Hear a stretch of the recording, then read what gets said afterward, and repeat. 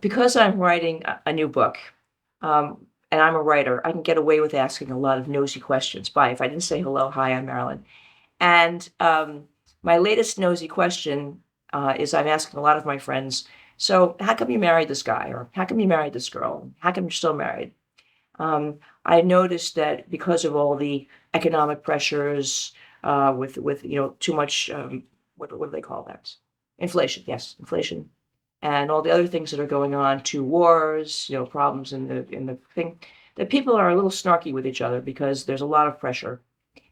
And I'm finding that I'm interested to see why people kind of toned it down. I mean, you see, like, if you look around, you'll see people start to go at it, and if they're in a good marriage, they just kind of. And marriage is a term I'm using loosely. Partnership, girlfriends, friends. It doesn't have to be romantic even. It's just when you have this kind of intimate connection. And remember, I'm all about trust.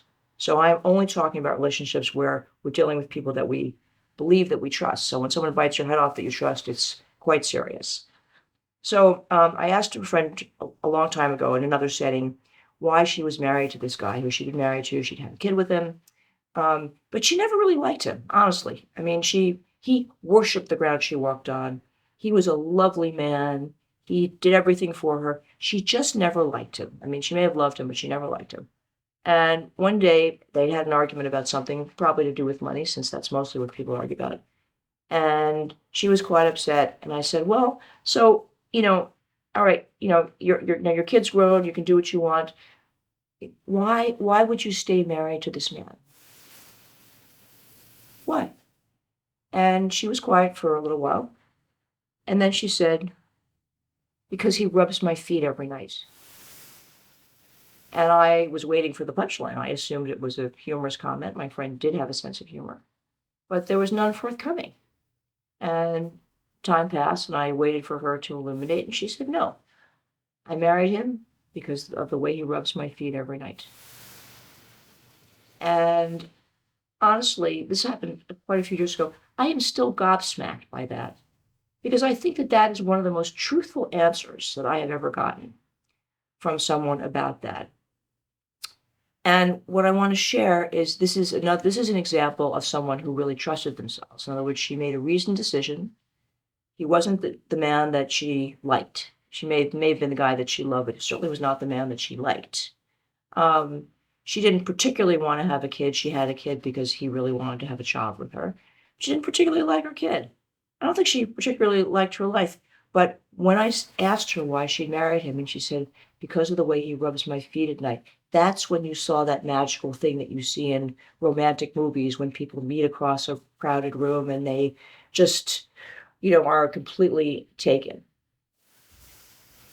And I just want to share that because this is an example of self-trust. In other words, whatever deals she made with herself because she wanted to be married and she wanted to give him a child or whatever, this was the place where there was no deal.